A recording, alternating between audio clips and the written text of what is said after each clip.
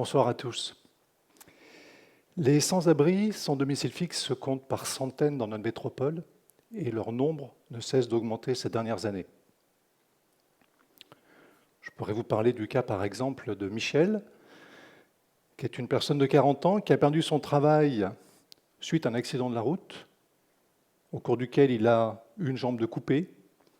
À la suite d'une longue hospitalisation, il s'est retrouvé à la rue, sans travail, sans revenu. Le nombre d'étudiants a augmenté de 40% ces 5 dernières années à Rennes. Aucun logement complémentaire n'a été mis en place au niveau des collectivités ou des ministères pour accueillir ces logements sur Rennes.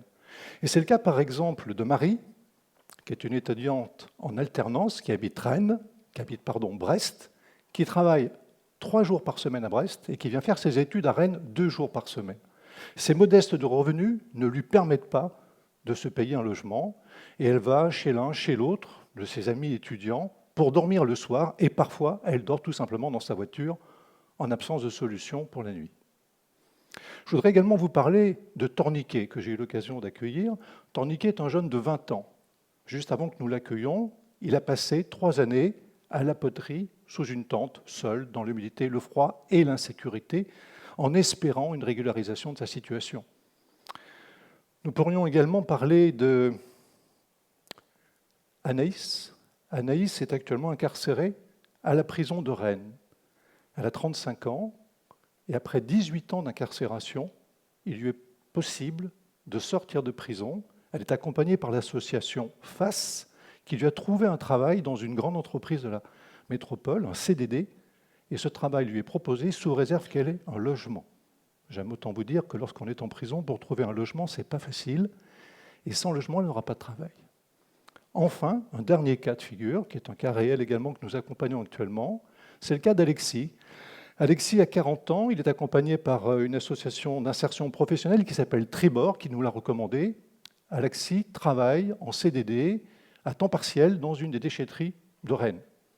Alexis, avec ses petits revenus, n'a pas les moyens de se payer un logement et dort tous les soirs dans sa voiture. Autant de cas, autant de situations qui font le quotidien de centaines, voire de milliers de personnes actuellement dans notre agglomération. Et pour ma part, eh bien, tout va bien. J'ai du travail, j'ai un toit, j'ai une famille, de quoi manger, tout est nickel.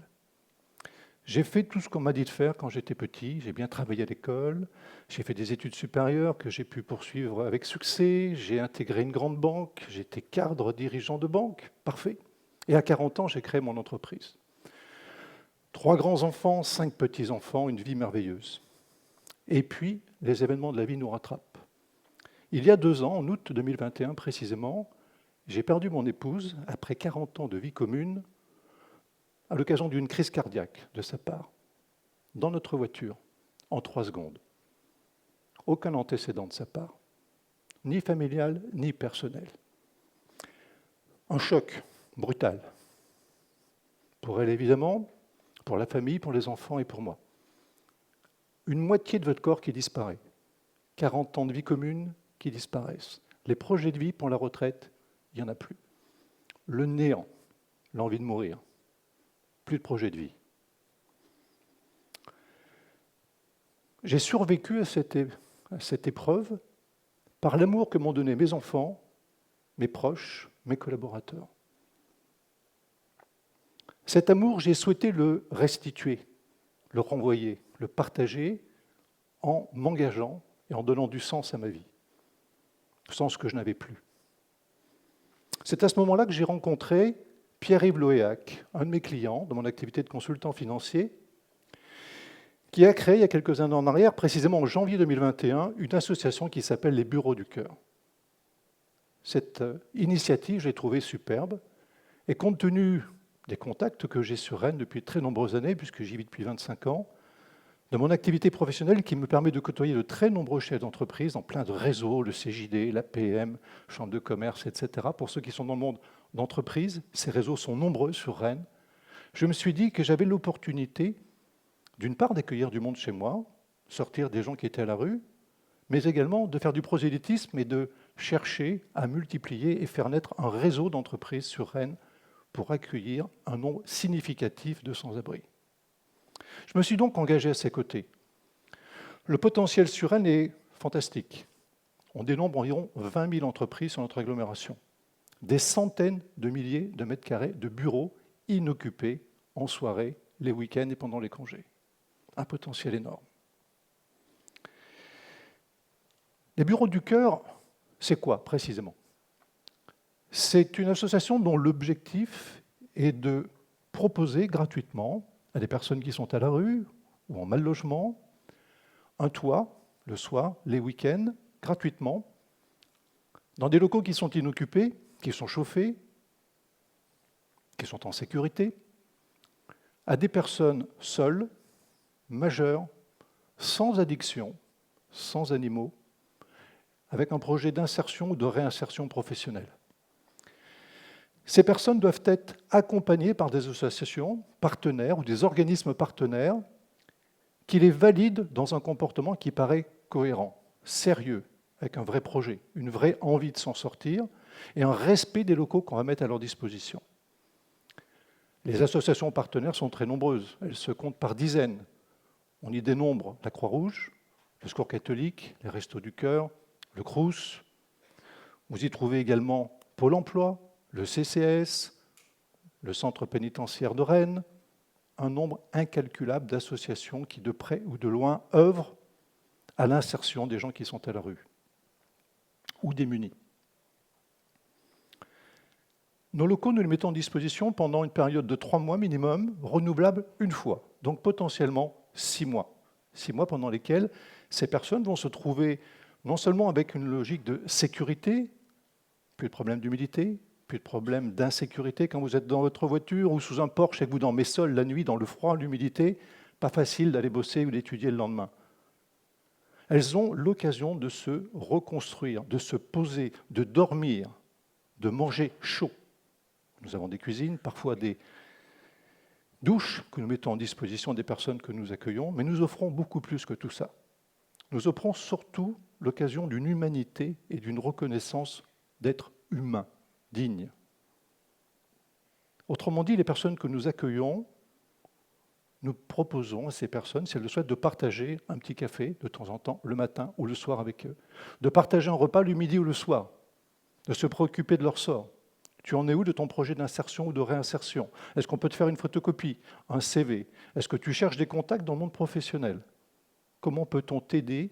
Comment peut-on te reconnaître comme un être humain à part entière parmi nous?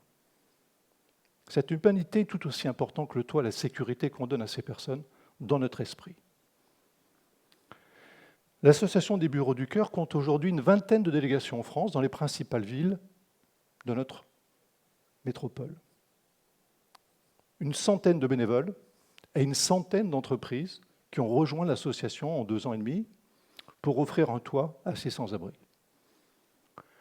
Pour ce qui est de notre délégation de Rennes, que nous avons donc créée en novembre 2021, nous sommes aujourd'hui une dizaine. 5 à 6 membres très actifs, dont une partie ce soir qui sont présents dans la salle et qui pourront vous accueillir tout à l'heure et vous présenter concrètement nos actions et la possibilité pour vous de nous rejoindre. Arnaud et Guillaume, que je salue. Nous sommes donc une dizaine d'entreprises. Sur la période de 2 ans qui vient de s'écouler, pratiquement, nous avons accueilli une bonne vingtaine de personnes dans nos entreprises. Nous avons créé des partenariats multiples avec toutes les associations ou un grand nombre d'associations de notre métropole qui nous envoient régulièrement des demandes de soutien, d'accueil de personnes à la rue. Les 8 derniers jours, j'ai eu une demande personnellement d'une dizaine d'associations pour une dizaine de personnes, bien supérieure à notre capacité d'accueil. Il faut donc que nous élargissions très concrètement la capacité d'accueil et que notre ambition est de doubler dans l'année qui vient pour passer de 10 à 20 entreprises en capacité d'accueil des personnes dont je viens vous indiquer le profil. Quels bénéfices tirons-nous en tant que chef d'entreprise lorsqu'on accueille ces personnes? On se complexifie la vie, on court des risques de dérapage, mais quel est le bénéfice que nous tirons? En premier lieu, c'est un projet d'entreprise que nous partageons avec nos salariés. Dans bon nombre d'entreprises qui nous ont rejoints, l'initiative même est venue des salariés qui ont parlé de ce projet à leur chef d'entreprise en disant « Et si nous aussi, on contribuait à cette démarche ?» On serait fiers d'apporter notre pierre à l'œuvre commune, à la main tendue à ces gens qui sont dans la rue. Bien souvent, le dirigeant lui-même, qui a été sensibilisé par les réseaux de chefs d'entreprise à cette démarche, propose ce projet à ses collaborateurs et on fait une démarche RSE, un projet d'entreprise responsable, social et environnemental. On se sent dans une logique de fierté d'appartenance, dans une humanité partagée. On n'est plus simplement là pour gagner notre vie, on est là pour apporter du bien commun au vivre ensemble.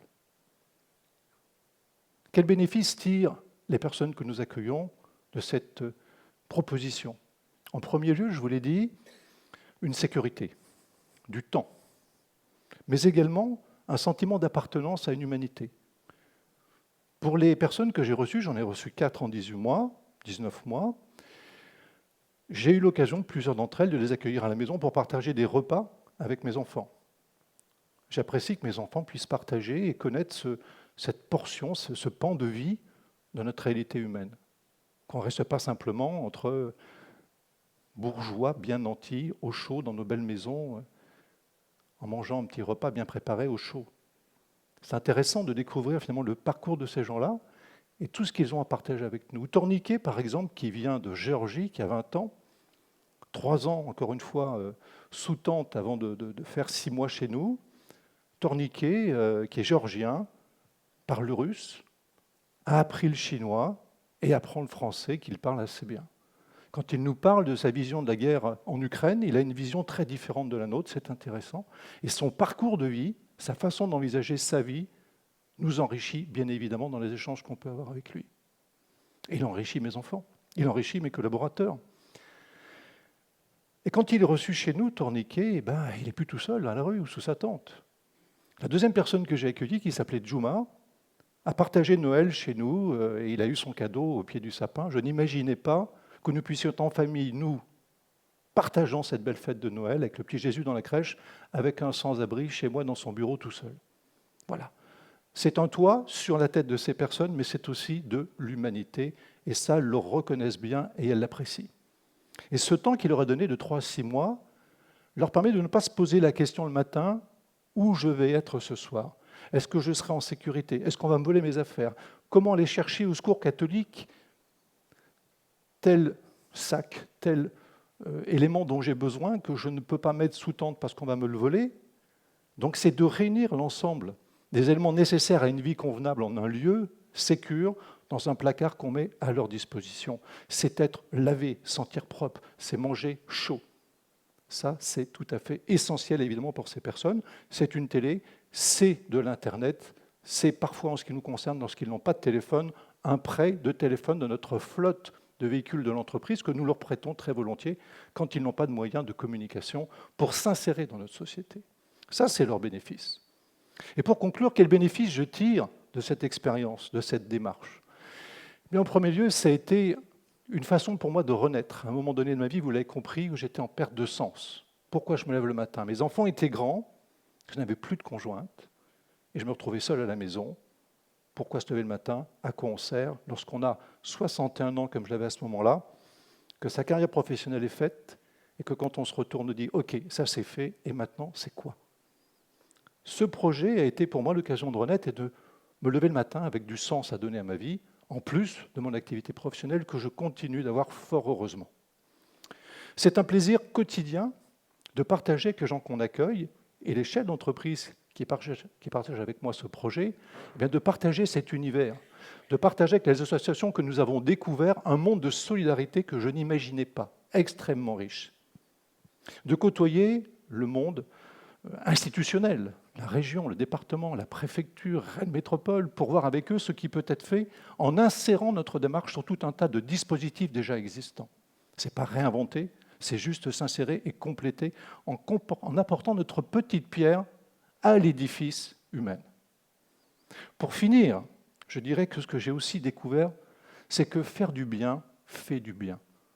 Et ce que je voudrais vous proposer, c'est de nous rejoindre, pour ceux qui le souhaitent, pour vous faire du bien. Je vous remercie de votre attention.